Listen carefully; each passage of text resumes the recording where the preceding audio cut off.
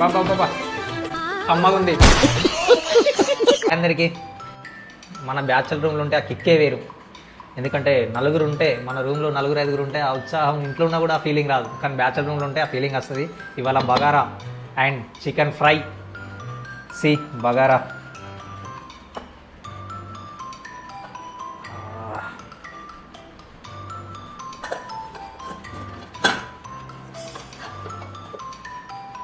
ఓడిచిపోయింది.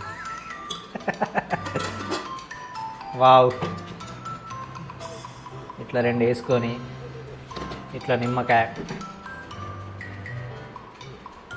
Enjoy చేయాలి. అప్పుడప్పుడు తినాలి.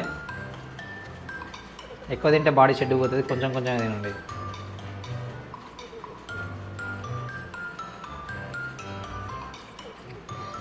బాబా బాబా కమ్మగుంది.